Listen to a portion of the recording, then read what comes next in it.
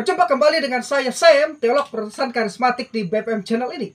Kiranya kasih karunia dan damai sejahtera adalah Bapa dan Tuhan kita Yesus Kristus dan persekutuan Roh Kudus menyertai kita sekalian. Pada kesempatan ini saya akan melanjutkan sesi saya tentang teologi Kristen. Ya, dalam hal ini Protestan Injili. Sebagai seorang karismatik tentunya, teologi saya adalah teologi Protestan Injili karismatik. Hari ini sesi ini saya akan menjelaskan tentang proses berteologi. Proses berteologi. Dalam beberapa menit depan, 10-15 menit depan, saya akan bahas tentang proses berteologi. Dan penerapannya. Proses berteologi dan penerapannya. Di masa lalu, seperti yang saya jelaskan di video sebelumnya, hingga abad pertengahan teologi dikenal sebagai the Queen of the Sciences, Ratu Ilmu Pengetahuan. Namun saat ini teologi justru seringkali dicela sebagai sesuatu yang tidak relevan, tidak diperlukan, ketinggalan zaman atau kuno, dan dianggap terpisah dari kehidupan sehari-hari. Ini merupakan tantangan bagi kita untuk membuktikan bahwa teologi itu sebenarnya sangat bersentuhan dengan isu kehidupan sehari-hari. Karena itu saya tidak mau lagi mendengar Anda pendeta lulusan seminari, lulusan teologi, lalu mengatakan ilmu yang saya dapatkan di seminari tidak relevan dengan pengembalaan dan pelayanan di lapangan. Jangan seperti itu. Anda yang tidak bisa menerapkannya bukan tidak relevan. Justru teologi sebenarnya sangat bersentuhan dengan isu-isu kehidupan hari-hari ini. Teologi adalah hal yang menarik walau terkadang rumit. Ya.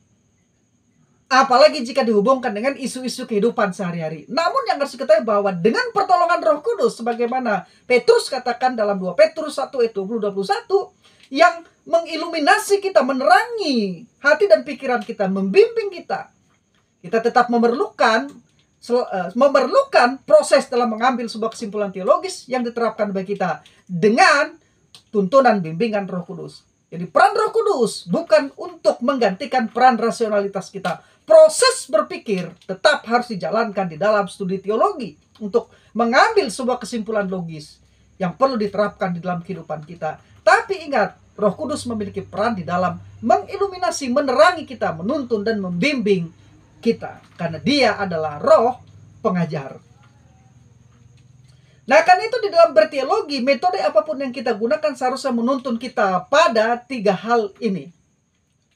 Perhatikan saya, metode apapun yang kita gunakan di dalam berteologi seharusnya menuntun kita pada 3 hal ini. Yang pertama, kesimpulan yang didasarkan pada bukti-bukti yang kuat. Bukti-bukti yang tidak kuat tidak pernah bisa diterima. Yang kedua, kesimpulan yang tidak kontradiktif atau tidak bertentangan satu sama lainnya. Sebab sebuah kesimpulan yang kontradiktif bertentangan dengan logika yang tidak akan pernah diterima oleh akal sehat. Dan yang ketiga, di dalam berteologi, apapun metode kita, maka yang ketiga, kesimpulan yang dapat dipercayai kejujurannya itu penting. Jadi, apapun metode yang kita gunakan, seharusnya menuntun kita kepada 3 hal tersebut. Kesimpulan kita berdasarkan pada bukti-bukti yang kuat, kemudian tidak kontradiktif, dan dapat dipercayai kejujurannya. Itu. Lukas di dalam pengantar Injil yang ditulisnya menyebutkan begini. Theophilus yang mulia, banyak orang telah berusaha menyusun suatu berita tentang peristiwa-peristiwa yang terjadi di antara kita seperti yang disampaikan kepada kita oleh mereka yang dari semula adalah saksi mata dan pelayan firman. Karena itu setelah aku menyelidiki segala peristiwa itu dengan seksama dari asal mulanya, aku mengambil keputusan untuk membukukannya dengan teratur bagimu, supaya engkau dapat mengetahui bahwa segala sesuatu yang diajarkan kepadamu sungguh benar. Lukas pasal 1 ayat 1 sampai ayat yang keempat. Nah, ayat-ayat yang kita baca tadi sangat terkait dengan proses pembelajaran dan penyusunan teologi Kristen. Perhatikan kata-kata dalam ayat-ayat tersebut. Yang pertama, kata Yunani epikireo yang diterjemahkan berusaha itu menunjuk pada suatu upaya yang telah dilakukan. Ada suatu upaya yang dilakukan oleh Lukas. Nah, kata Yunani anatasomai yang diterjemahkan dengan menyusun, anatasoma yang diterjemahkan dengan menyusun, menunjuk pada sesuatu yang diatur secara berurutan, seperti halnya menyusun suatu cerita karangan yang dilakukan dengan alur yang sistematis. Kemudian yang ketiga, kata Yunani diegesis yang diterjemahkan dengan berita menunjuk pada cerita naratif yang lengkap, yang menyeluruh. Yang keempat, kata Yunani pragma yang diterjemahkan dengan peristiwa-peristiwa yang telah terjadi di antara kita, menunjuk kepada kisah nyata, sesuatu yang faktual, yang benar-benar terjadi berkaitan dengan kehidupan Yesus. Yang kelima, kata Yunani para klautek akribos, ya, yang diterjemahkan dengan menyelidiki dengan sesama, menunjuk kepada sesuatu yang benar-benar telah diikuti dan diselidiki dengan sangat teliti oleh Lukas. Dan yang terakhir, yang keenam, kata Yunani kata keo aspalia, ya, yang diterjemahkan dengan diajarkan sungguh benar, berarti sesuatu yang diinstruksikan secara lisan dan dijamin kebenarannya. Jadi Lukas di ayat ini, ya, menjelaskan begitulah prosesnya dia menulis Injilnya, dan ini dapat dijadikan sebagai sebuah tuntunan dalam proses kita berteologi. Inilah tujuan dan maksud dari pembelajaran teologi, yaitu proses menyusun secara sistematis peristiwa-peristiwa yang telah terjadi di antara orang-orang percaya sejati di dalam Alkitab tentunya, melalui penelitian yang seksama dan terjamin kebenaran yang kemudian diajarkan kepada orang percaya, supaya mereka dapat mengetahui bahwa apa yang diajarkan kepada mereka sungguh benar, serta memberikan dorongan pada mereka untuk mempertahankan kebenaran itu. Profesor Charles G. Ryrie dalam bukunya Basic Theology mendefinisikan teologi sebagai suatu interpretasi yang rasional mengenai iman Kristen, di mana ada 3 unsur dalam konsep umum teologi. Yang pertama, teologi dapat dimengerti. Artinya teologi dapat dipahami oleh pikiran manusia dengan cara yang teratur dan rasional. Yang kedua, teologi menuntut adanya penjelasan, di mana selanjutnya melibatkan eksegesis, penggalian apa yang dimaksud oleh Alkitab, dan sisteminasi, keteraturan. Dan yang ketiga, teologi, ya, unsur teologi yang ketiga adalah iman Kristen bersumber pada Alkitab. Nah, berpikir secara teologis itu melibatkan pemikiran, 1, eksegetik untuk memahami arti yang tepat, 2, sistematis untuk dapat menghubungkan fakta-fakta secara seksama, 3, kritis untuk mengevaluasi prioritas dari bukti yang bersangkutan, 4, sintetis untuk menyatukan dan menyampaikan pengajaran sebagai sesuatu secara keseluruhan. Nah, untuk itu berikut ini 6 langkah prosedural. 6 langkah prosedural dalam proses berteologi dari Profesor Bruce Demarais dan Gordon R. Lewis dalam buku mereka yang ditulis bersama, Integrative Theology, halaman 26 dan halaman 25 sampai 26, dengan beberapa penyesuaian dan penyederhanaan dari saya. Ya. Dengan beberapa penyederhanaan dari saya tentunya, ya. Langkah pertama, ya. Sebagai contoh, ya, sebelum kita ke langkah-langkah itu, sebagai contoh, kita langsung menerapkan prosedural, 6 langkah prosedural tadi langsung dengan contohnya. Sebagai contoh, misalnya kita sedang tertarik untuk meneliti sebuah isu atau topik LGBT. Nah, prosedur ini yang biasa juga saya lakukan, saya terapkan ketika saya menanggapi berbagai isu yang beredar, apalagi selama masa-masa COVID. Ya. Nah, misalnya kita tertarik untuk meneliti sebuah isu tentang topik atau tema LGBT, isu LGBT atau topik LGBT, yaitu akronim dari lesbian, gay, biseksual, dan transgender. Maka terkait dengan isu LGBT ini, kita dapat melakukan penelitian teologis dengan prosedur 6 prosedural sederhana tadi yang sebutkan. Yang pertama, langkah pertama, kita perlu mendefinisi terlebih dulu apa itu LGBT. Itu yang pertama. Definisikan dulu apa itu LGBT. Yaitu topik dari isu yang sedang kita teliti atau pelajari tersebut. Kita harus terlebih dahulu jelas dengan pengertian atau definisi LGBT yang sedang viral atau berkembang saat ini, sebelum kita lebih jauh melakukan investigasi teologis tentang topik ini. Kita tidak akan dapat melakukan investigasi yang serius jika kita tidak mengetahui atau tidak jelas dengan apa yang sedang kita cari. Ya, itu sama seperti Anda sedang bepergian tapi tidak tahu tujuan Anda kemana. Dan Anda hanya akan muter ke sana kemari karena tidak tahu Anda sedang tujuan kemana.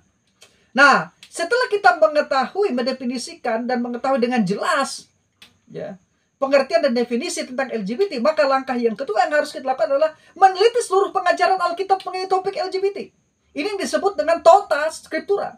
Jadi sola et tota scriptura, hanya Alkitab saja, kemudian seluruh bagian Alkitab yang berkaitan LGBT itu kita gali pengajaran itu secara komprehensif. Artinya kita harus meninjau seluruh bagian-bagian Alkitab yang relevan membicarakan isu LGBT ini, baik dari perjanjian lama maupun perjanjian baru. Jangan hanya mencomot satu bagian tertentu, entah di perjanjian lama atau perjanjian, tapi seluruh bagian itu. Ini yang disebut dengan sola et tota scriptura. Di sini kita bisa dibantu dengan sebuah konkordansi tentunya. Kemudian bagian-bagian Alkitab itu dipelajari dengan interpretasi yang tepat dan akurat. Di sini kita bisa dibantu dengan buku-buku tafsiran atau buku-buku komentari Alkitab dari para pakar di bidang teologi dan biblika tentunya. Dan tentu saja kita menerapkan ilmu hermeneutik atau tafsir Alkitab. Nah, bagian-bagian ayat-ayat Alkitab itu tidak boleh ditafsir secara terpisah. Karena penafsiran terpisah, apalagi keluar dari konteks, akan menyebabkan pengertian yang kabur, bahkan akan mendistorsi ajaran Alkitab. Bagian prase kalimat atau bagian Alkitab tertentu yang dicomot, diambil, keluar dari konteksnya, bisa jadi bukanlah firman Allah nantinya. Kenapa? Karena sudah tidak sesuai lagi dengan konteksnya. Di sini juga kita harus dengan seksama mengharmoniskan ayat-ayat yang tampaknya membicarakan hal-hal yang sepertinya bertolak belakang. Karena kita percaya salah satu pengakuan dari kaum Injil adalah bahwa Alkitab tidak berkontradiksi satu dengan yang lainnya. Tapi ada hal-hal yang memang paradoksi, sepertinya bertolak belakang. Pasti ada penjelasannya. Nah, kita harus berusaha menemukan hal itu. Nah, langkah ketiga, ya, kita perlu membuat sebuah rangkuman yang kohesif, terpadu dari hasil penelitian di langkah yang kedua tadi. Penelitian Alkitab terkait isu LGBT tersebut. Dengan menyusunnya secara sistematis dan logis. Di sini yang perlu diperhatikan adalah bahwa kesimpulan yang kita ambil seharusnya tidak kontradiktif. Perhatikan, kesimpulan yang kita ambil tidak kontradiktif dengan doktrin-doktrin utama Alkitab lainnya. Khususnya dengan doktrin-doktrin Alkitab lainnya, khususnya doktrin-doktrin utama Alkitab ataupun ilmu pengetahuan lain yang sudah diuji kebenaran keabsahannya. Nah, jika kesimpulan kita bertentangan dengan doktrin-doktrin Alkitab, khusus doktrin-doktrin utama Alkitab tentang isu LGBT ini, maka kita harus melakukan penggalian yang lebih seksama lagi. Berarti ada yang tidak clear, ada yang tidak pas dengan penelitian kita karena bertentangan dengan doktrin utama dan pengetahuan lainnya yang sudah diuji keabsahannya. Maka kita harus dengan rendah hati mengulang lagi penelitian kita dengan lebih seksama lagi dan lebih mendalam lagi. Jangan kita memaksakan sesuatu yang bertentangan dengan doktrin-doktrin utama yang diajarkan di dalam Alkitab dari generasi ke generasi bagi kita yang telah diajarkan turun-temurun sebagai doktrin yang memang benar-benar sudah digali Alkitabiah. Catatan saya bahwa kaum Injilis sepakat tentang doktrin-doktrin utama esensial seperti inspirasi, ineransi, otoritas Alkitab, Allah Tritunggal, yaitu satu hakikat yang menyatakan dalam tiga pribadi berbeda, Bapa, Anak, Roh Kudus. Tentang pribadi Kristus yang hipostatik, satu pribadi dengan dua natur, yaitu natur Allah dan natur manusia. Tentang keberdosaan manusia akibat kejatuhan dalam dosa. Keselamatan hanya karena anugerah yang diterima melalui iman kepada Kristus saja. Kebangkitan tubuh ke dalam terus kembali. Adanya surga dan neraka. Adalah doktrin-doktrin esensial yang diakui oleh Protestan dan Injili. Sementara itu perbedaan nilai isu-isu yang kurang esensial seperti pemerintahan gereja, baptisan air, predestinasi, kebenaran rohani, dan eskatologi yang berkaitan dengan milenialisme masa 1000 tahun. Kita dapat saja berbeda pendapat karena itu bukan hal yang esensial. Sehingga kita bisa lebih fleksibel memberi ruang untuk sebuah toleransi dan kekayaan dalam teologi Kristen seperti yang saya jelaskan di sesi yang terdahulu. Nah, jadi kita harus dengan rela hati apabila hasil penelitian kita tentang LGBT tadi bertentangan dengan doktrin utama, kita harus kembali menggali lebih dalam lagi apa sebenarnya yang dimaksudkan itu. Nah, setelah langkah yang ketiga, kita maju ke langkah yang keempat. Setelah merangkum hasil penelitian kita dan menemukan kesimpulan dari pengajaran kita tentang isu LGBT ini, maka kita perlu membandingkan kesimpulan kita dengan pandangan-pandangan lainnya. Jadi kita sudah buat kesimpulan ini, temuan kita, pandangan kita, lalu kita bandingkan dengan pandangan-pandangan lainnya dari pakar-pakar lain, pakar Alkitab dan pakar-pakar biblika tentunya, dan pakar-pakar teologi sistematik, ya, terkait isu LGBT ini. Nah, kita harus memahami ini bahwa Roh Kuduslah yang mengajar kita juga mengajar mereka. Jadi kalau kita berbeda atau bertentangan dengan mereka, kita perlu melihat dulu kenapa bisa berbeda. Roh Kudus yang sama, pengajar itu, ya, yang mengajar kita juga mengajar orang lain. Ya, jangan hanya mengatakan, oh Roh Kudus mengajar saya, punya saya paling benar. Ingat, dia juga diajar oleh Roh Kudus. Maka kita harus membandingkan apa yang kita dapatkan dengan kesimpulan yang didapatkan oleh orang lain.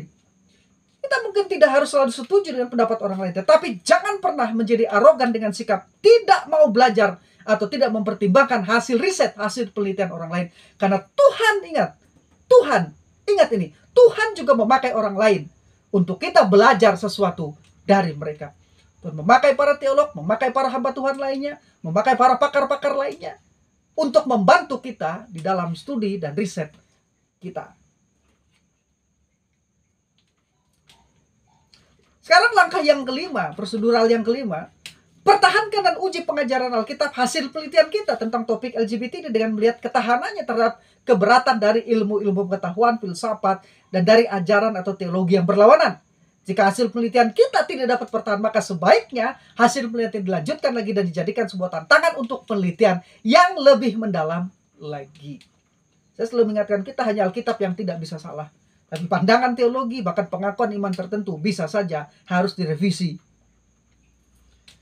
Sekarang langkah yang terakhir, langkah yang keenam dari 6 prosedural proses berteologi, itu hasil penelitian kita tidak boleh berhenti hanya sampai pada pengetahuan dan teori saja, tetapi harus sampai pada penerapannya. Artinya lakukanlah apa yang kita percayai berdasarkan hasil dari penelitian kita yang seksama. Sudah kita teliti, sudah kita bandingkan, dan kita teliti dengan begitu seksama dengan penyerahan dalam doa dan tuntunan Roh Kudus. Merupakan fakta yang sudah terbukti bahwa doktrin mempengaruhi karakter. Apa yang saya dan saudara percaya, apa yang kita percayai sangat besar mempengaruhi perbuatan kita. Jika kita menerima dan mengikuti doktrin yang sehat, maka doktrin itu akan mempengaruhi karakter dan perbuatan kita. Karena itu, setiap kali kita mempelajari sebuah doktrin tertentu, pelajari lagi doktrin itu dengan lebih lagi menggali dan lebih dalam lagi, dan bandingkan dengan pendapat-pendapat dari para teolog, para pakar, dan para hamba-hamba Tuhan yang lainnya. Sehingga akhirnya dalam penggalian kita tidak tersesat, tapi dalam tuntunan Roh Kudus yang menuntun kita dan menuntun orang lain juga, kita mendapatkan sebuah pengajaran yang sehat. Dan pengajaran sehat itu kita yakini, kita imani, kita lakukan.